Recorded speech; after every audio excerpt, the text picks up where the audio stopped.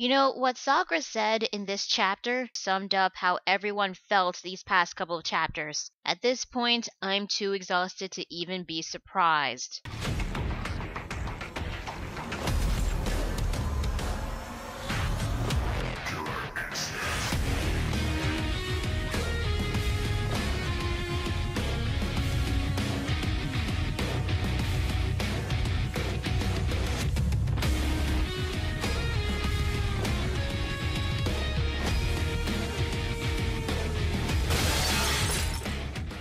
Hey guys, LunaSpawn27 here, bringing you Naruto chapter 691. Congratulations. Congratulations! Congratulations! Congratulations! Congratulations! Congratulations. No! No! No! None of that. Stop it.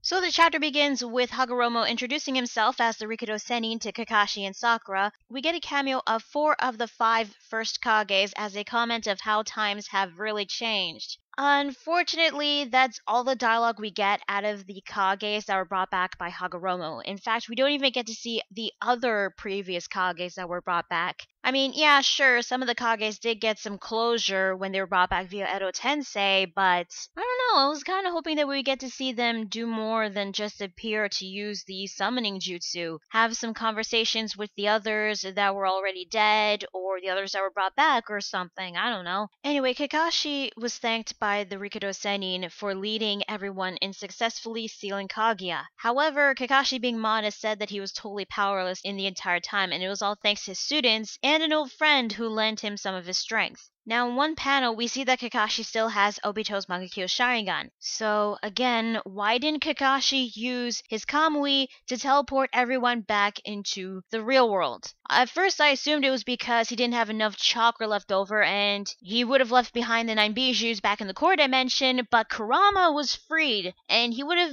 given his chakra to Kakashi. In fact, I'm pretty sure the rest of the bijous would have given Kakashi their chakra. And with the chakra that he got from the 9 bijous, then he would have had enough to teleport everyone back into the real world. So, again, why didn't Kakashi use Kamui? Anyway, Hagoromo said that despite all that, even while lost, he continued to teach and guide Naruto and the others and continued being Obito's friend, and if that didn't happen, then Kaguya wouldn't have been stopped. There was this moment between Naruto and Kurama when Naruto greets Kurama saying that he misses him. However, Kurama tells him to shut up and that he wasn't lonely at all, and he gives him the bird. Kurama's such a tsundere. Seriously, Kurama might as well have been saying, "It's not like I miss you or anything, but baka." Meanwhile, with Kakashi, he says his farewells to Obito, who is about to return to Rin in the Purgatory Dimension so that they can move on to the afterlife. Although, in Kakashi's mindscape, or wherever the hell the dimension they're in right now, they aren't kids anymore in the dimension, yet they do turn back into kids in the dimension again. Again, I really don't get what's up with that, but I think it's symbolic saying that Kakashi is willing to part ways with the old Obito, the one that he knew as a friend,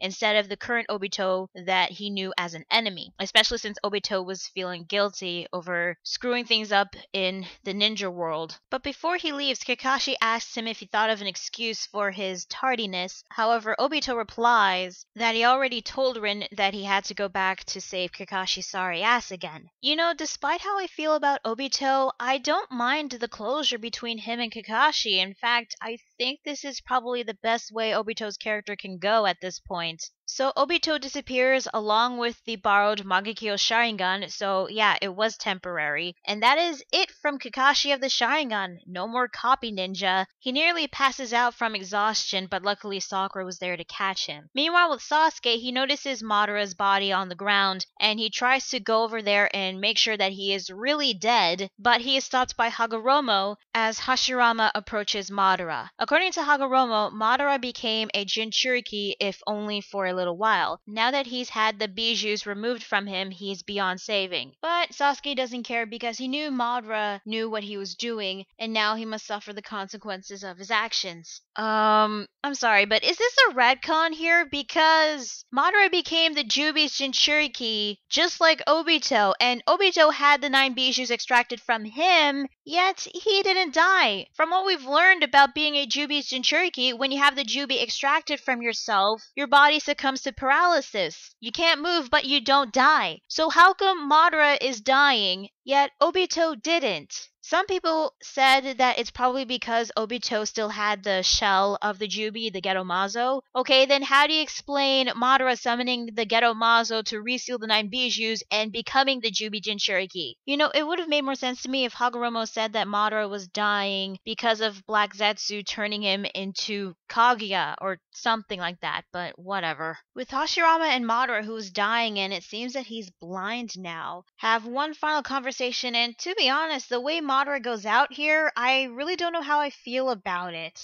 I mean, granted, Madara is not really the best character if you think about it, but he was a way better villain than Kaguya, that's for sure. Anyway, it seems that Madara might be regretting his decisions. Well, I'm not sure about regretting, but he did say that Hashirama's way of doing things was the right way, and he said that his dream was no more while Hashirama's dream lives on. However, Hashirama tells him that they can only do so much while they live, and that's why it's imperative that they entrust the rest to all those who come after us, basically the next generation. According to Hashirama, Madara should have come to terms with the fact that there were things that not even he could achieve. He forgot to properly raise the ones who followed behind him, the ones unto whom he could entrust things. However, Madara is the kind of person who hates having people follow behind him, and this is why Hashirama is a way better leader than Madara, because it's talk like this is why Tobirama was chosen as the second Hokage instead of Madara. Hashirama then says that now both of them are dying, they might as well share a drink as comrades. Madara, with his last final breath, tries to say his final words. As comrades, huh? Well, if that's how we will. Unfortunately, Madara couldn't finish his sentence and now he is dead. But it seems that Madara would have been okay with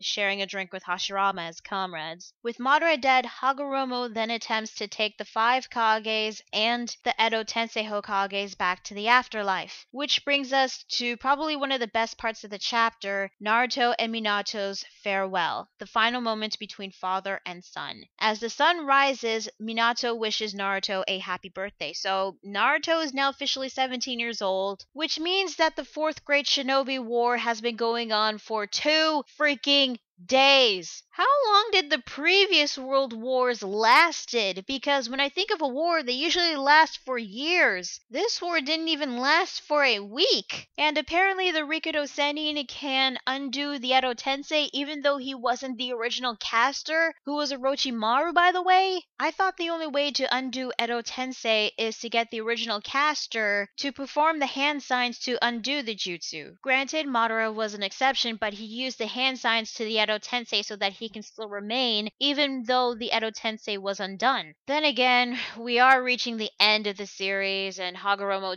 can bring back the dead from the afterlife as chakra ghosts, and he is the Rikudo Sennin, so whatever. Anyway, back with Naruto and Minato. It's a shame that Minato doesn't have his arms because this would have been a great moment for them to have a nice big hug. Before Minato can leave, however, Naruto answers every single advice that Kushina told him when he was a baby when she and Minato were dying. However, when he got to the part when Kushina told him to find a woman just like her, he kinda doesn't say anything about it and kind of avoids it really by saying that not everything's going just the way Kushina told him, but he is trying his best. So once again, Kishimoto decides to be a freaking tease to the pairing wars. Naruto starts to cry as Minato, along with the other Kages, start to disappear heading back to the afterlife. But Naruto then says one more thing. Make sure to tell mom when you get there. Tell her that she doesn't need to worry about me. I'm doing my best. And the chapter ends with Minato's final words. Got it.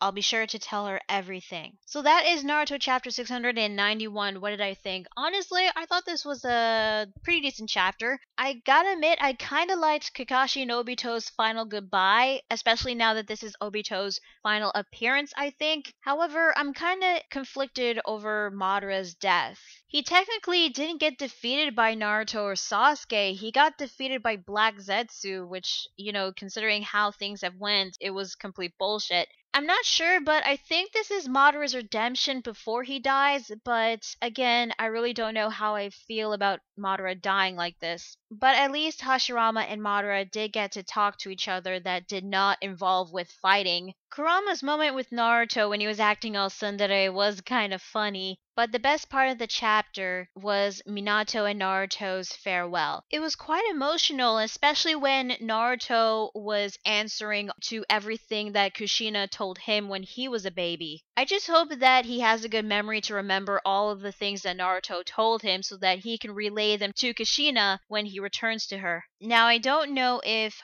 Hagaromo is still sticking around, but I hope he is because there's still several loose ends that need to be tied up. We don't know if the Shinju is still there and if everyone is still trapped within the Infinite Tsukiyomi. I mean, with Kaguya sealed, the Infinite Tsukiyomi should deactivate, right? So everyone should be freed from the Shinju, so where the hell is everybody? Well, maybe we'll get that in next week's chapter. So tell me guys, what do you think of this week's chapter of Naruto? Did you like it? Did you hate it? What are your thoughts on Minato and Naruto's farewell? And what do you think of Madara's death? Let me know in the comments below. Be sure to like the video if you like it and subscribe to our videos, and be sure to check out my Facebook fan page and Google+.